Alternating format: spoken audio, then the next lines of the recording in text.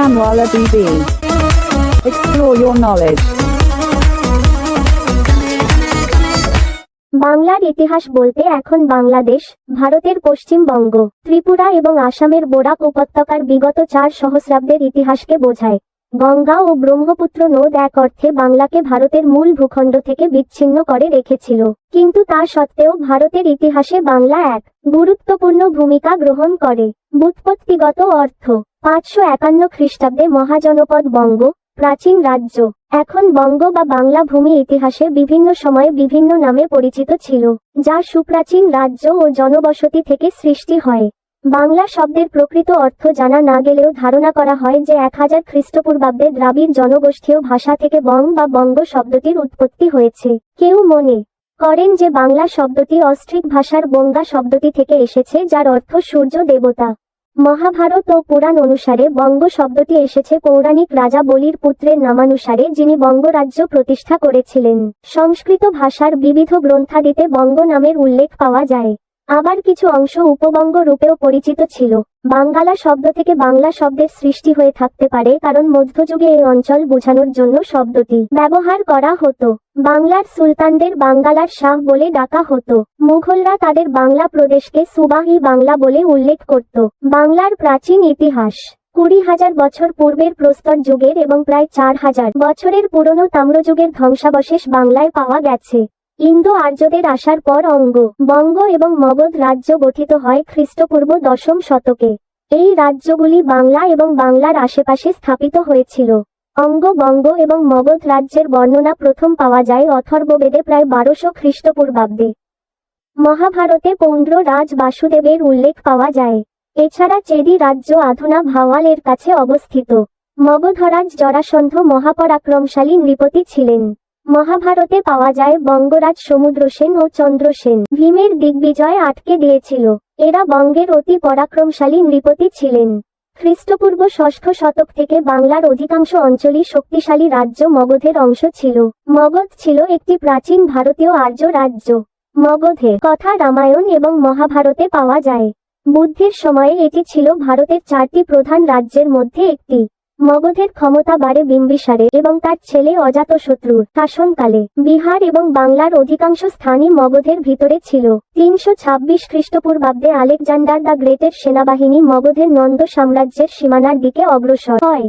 এই সেনাবাহিনী ক্লান্ত ছিল এবং গঙ্গা নদীর কাছাকাছি বাংলার বিশাল বাহিনীর মুখোমুখি হতে ভয় পেয়ে যায়। এই বাহিনী বিপাশা নদীর কাছে বিদ্রোহ ঘোষণা করে এবং আরও পূর্ব দিকে যেতে অস্বীকার করে। আলেকজান্ডার তখন তার সহকারী কৈনাসের সাথে দেখা করার পরে ঠিক করেন ফিরে যাওয়াই ভালো। মৌর্য সাম্রাজ্য মগধেই গড়ে উঠেছিল। মৌর্য সাম্রাজ্যের প্রতিষ্ঠাতা ছিলেন চন্দ্রগুপ্ত মৌর্য। এই সাম্রাজ্য অশোকের রাজত্বকালে ভারতের অধিকাংশ বাংলাদেশ, পাকিস্তান ও আফগানিস্তান অবধি বিস্তার লাভ করেছিল।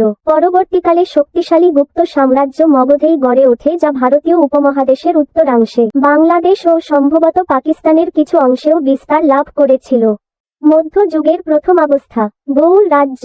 বাংলার প্রথম স্বাধীন রাজা ছিলেন শশাঙ্ক, যিনি 606 খ্রিস্টাব্দ থেকে 637 খ্রিস্টাব্দ পর্যন্ত রাজত্ব করেছিলেন। সম্ভবত তিনি গুপ্ত সম্রাটদের অধীনে একজন সামন্ত রাজা ছিলেন। হর্ষবর্ধনের ভ্রাতা রাজ্যবর্ধনকে ইনি হত্যা করেন।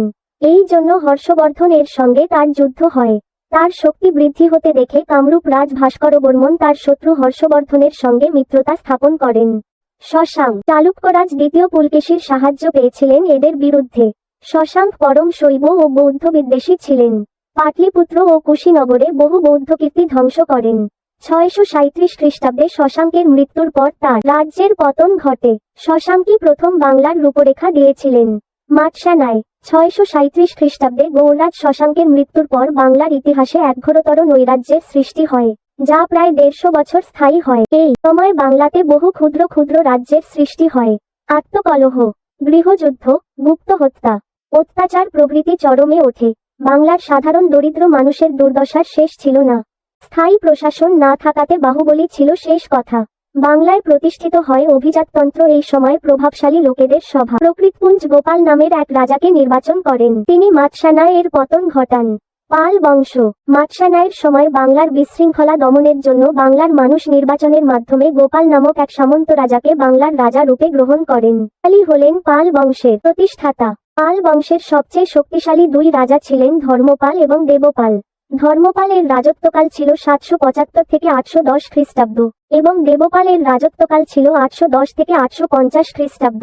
পাল বংশের স্থায়িত্বকাল ছিল প্রায় 400 বছর। পাল বংশের অন্য উল্লেখযোগ্য রাজা ছিলেন নারায়ণ পাল, তার রাজত্বকাল ছিল 860 থেকে 915 খ্রিস্টাব্দ। মহিপাল, তার রাজত্বকাল ছিল 978 থেকে 1030 খ্রিস্টাব্দ এবং রামপাল, তার শাসনকালে শিল্পকলায় বাংলা শিখরে উঠে। কিন্তু এই সময় বহু ব্রাহ্মণ বৌদ্ধ অত্যাচারে বাংলা ত্যাগ করে উত্তর ও পশ্চিম ভারতে চলে যায়। মুসলমান শাসন। ভারতে মুসলিম শাসন প্রথম প্রতিষ্ঠা করেন মুহম্মদ ঘুরি এবং বাংলায় প্রথম মুসলিম শাসন প্রতিষ্ঠা করেন ইখতিয়ার উদ্দিন মুহম্মদ বিন বখতিয়ার খলজি 1204-ত্রয়োদশ শতাব্দীর শুরুতে। এই সময়ে মরক্কো বিখ্যাত পর্যটক ইবন বতুতা বাংলায় ভ্রমণ করেন। এই সময়ের কয়েকটি উল্লেখযোগ্য সুলতান সিকান্দর বিন ইলিয়াস, নাসির আল দিন মাহমুদ, হুসেন শাহ প্রভৃতি। ইনি হুসেন শাহের সমসাময়িক। 1576-এ মুঘলরা বাংলা দখল করলে সুলতানি যুগের সমাপ্তি হয়। অষ্টাদশ শতক পর্যন্ত জিডিপির ক্ষেত্রে ভারত ছিল এক বৃহত্তম অর্থনীতি, যার অর্ধেক মান মুঘল বাংলা থেকে এসেছিল। অষ্টম শতকের শুরু থেকে ঊনবিংশ শতাব্দীর মধ্যভাগ পর্যন্ত ভারতীয় উপমহাদেশে মুসলিম শাসন টিকে ছিল। ভারতে ইসলামের শাসন শুরু হয় 712 সালে মুহাম্মদ বিন কাসিম দ্বারা সিন্ধু জয়ের মাধ্যমে। 712 সালে দামেস্কের খলিফা আল ওয়ালিদের আশীর্বাদপুষ্ট ও বাগদাদের গভর্নর হাজ্জাজ বিন ইউসুফের দ্বারা পরিচালিত হয়ে কাসিম ভারতে ইসলামের বিজয় ও শাসনের অভিষেক ঘটান। 1590-এর দশকে মুঘল সম্রাট আকবরের অধীনে মুসলিম শাসকগণ শক্তভাবে ভারতবর্ষের প্রায় সম্পূর্ণ অঞ্চলের নিয়ন্ত্রণ লাভ করে। সম্রাট আওরঙ্গজেবের অধীনে 1658 থেকে 1707 সাল পর্যন্ত ভারতে মুসলিম নিয়ন্ত্রণ আরও কিছুটা সম্প্রসারিত হয়। 1757 সালে পলাশির যুদ্ধে ব্রিটিশ ইস্ট ইন্ডিয়া কোম্পানির হাতে বাংলার নবাব সিরাজ উদ দৌলার পরাজয় ভারতে ব্রিটিশ শাসনের সূচনা করে। 1799 সালে সর্বশেষ স্বাধীন মুসলিম শাসক মহীশূরের টিপু সুলতান ইংরেজদের হাতে পরাজিত হলে কার্যত ভারতে স্বাধীন মুসলিম শাসনের সমাপ্তি হয়। ব্রিটিশ শাসন। 1757 সালে পলাশির যুদ্ধে ব্রিটিশ ইস্ট ইন্ডিয়া কোম্পানির ভাড়াটিয়া বাহিনীর হাতে বাংলার নবাব সিরাজ উদ দৌলার পরাজয় ভারতে ব্রিটিশ শাসনের সূচনা করে। ব্রিটিশ শাসনের সময়ে দুটি মারাত্মক দুর্ভিক্ষ বা মন্বন্তর বহু মানুষের জীবনহানি ঘটিয়েছিল। 1770 সালে ব্রিটিশ ইস্ট ইন্ডিয়া কোম্পানির রাজত্বকালে বাংলার দুর্ভিক্ষটি ছিল ইতিহাসের সব থেকে বড় দুর্ভিক্ষগুলির মধ্যে একটি। বাংলার 1/3 মানুষের মৃত্যু ঘটেছিল 1770 এবং তার পরবর্তী বছরগুলিতে। 1857 খ্রিস্টাব্দের সিপাহী বিদ্রোহ ইস্ট ইন্ডিয়া কোম্পানির শাসনের অবসান ঘটায় এবং বাংলা সরাসরি ভাবে ব্রিটিশ রাজবংশের শাসনাধীনে আসে। বাংলা ছিল খুব ভালো ধান উৎপাদক অঞ্চল এবং এখানে সূক্ষ্ম সুতিবস্ত্র মসলিন তৈরি হতো। এছাড়া এই অঞ্চল ছিল পৃথিবীর পাট চাহিদার মুখ্য যোগানকারী। 1850 সাল থেকেই বাংলায় ভারতের প্রধান শিল্পাঞ্চল গড়ে উঠতে থাকে। এই শিল্পাঞ্চল গড়ে উঠেছিল মূলত কলকাতার আশেপাশে এবং সদ্য গড়ে ওঠা শহরতলি এলাকায়। কিন্তু বাংলার বেশিরভাগ মানুষ তখনও কৃষির উপরেই বেশি নির্ভরশীল ছিলেন। ভারতের রাজনীতি এবং সংস্কৃতিতে বাংলার মানুষেরা অগ্রণী ভূমিকা গ্রহণ করলেও বিশেষ করে পূর্ব বাংলায় তখনও খুব অনুন্নত জেলা ছিল। 1877 খ্রিস্টাব্দে রানী ভিক্টোরিয়া যখন ভারতের সম্রাজ্ঞী উপাধিতে নিজেকে ভূষিত করলেন, তখন ব্রিটিশরা কলকাতাকে ব্রিটিশ রাজের রাজধানী বলে ঘোষণা করে। বঙ্গভঙ্গ বাংলার ইতিহাসে একটি অতি গুরুত্বপূর্ণ অধ্যায়। বঙ্গভঙ্গ হল ব্রিটিশ ভারতে 1905 সালে ভারতের বাংলার প্রদেশকে বিভক্ত করার একটি পরিকল্পনা, যা লর্ড কার্জন কর্তৃক বাস্তবায়িত হয়েছিল। এর উদ্দেশ্য ছিল বাংলার প্রশাসনিক ও রাজনৈতিক চাপ কমানো। তবে এর প্রেক্ষাপটে বিভিন্ন রাজনৈতিক এবং ধর্মীয় প্রভাবও কাজ করেছিল। বঙ্গভঙ্গের মাধ্যমে ব্রিটিশরা বাংলার হিন্দু মুসলিম সমাজে বিভাজন তৈরি করতে চেয়েছিল, যাতে ব্রিটিশ বিরোধী আন্দোলনকে দুর্বল করা যায়। বঙ্গভঙ্গের মাধ্যমে বাংলাকে দুইটি অংশে বিভক্ত করা হয়েছিল। পূর্ব বাংলায় মুসলমানদের সংখ্যা বেশি ছিল, এটি ছিল এক ধরনের মুসলিম প্রধান অঞ্চল, এবং পশ্চিম বাংলায় হিন্দু সম্প্রদায়ের সংখ্যা বেশি ছিল। প্রতিক্রিয়া ও আন্দোলন। বঙ্গভঙ্গের ফলে বাংলায় তীব্র অসন্তোষ সৃষ্টি হয় এবং বঙ্গভঙ্গ বিরোধী আন্দোলন শুরু হয়। এই আন্দোলনটি স্বদেশী আন্দোলনের জন্ম দেয়, যেখানে ব্রিটিশ পণ্যের বর্জন ও দেশীয় পণ্যের ব্যবহার উৎসাহিত করা হয়। হিন্দু মুসলিম উভয় সম্প্রদায় এই বিভাজনের বিরুদ্ধে ক্ষুব্ধ হয়ে ওঠে। বিশেষত বুদ্ধিজীবী এবং রাজনৈতিক নেতারা এই গণ আন্দোলনের চাপের মুখে 1911 সালে বঙ্গভঙ্গ বাতিল করা হয়। পূর্ব ও পশ্চিম বাংলাকে পুনরায় একত্রিত করা হয় এবং ব্রিটিশ ভারতের রাজধানী কলকাতা থেকে দিল্লিতে সরিয়ে নেওয়া হয়। 1947 সালের 20 জুন বঙ্গীয় আইন পরিষদের বঙ্গ প্রদেশের ভবিষ্যৎ নির্ধারণের জন্য মিলিত হয়, যেখানে ভারত বা পাকিস্তানের মধ্যে সংযুক্ত বাংলা বা পূর্ব বাংলা এবং পশ্চিমবঙ্গে বিভক্ত যথাক্রমে বাঙালি মুসলমান এবং বাঙালি হিন্দুদের আবাসস্থল হিসাবে গঠনের প্রস্তাব হয়।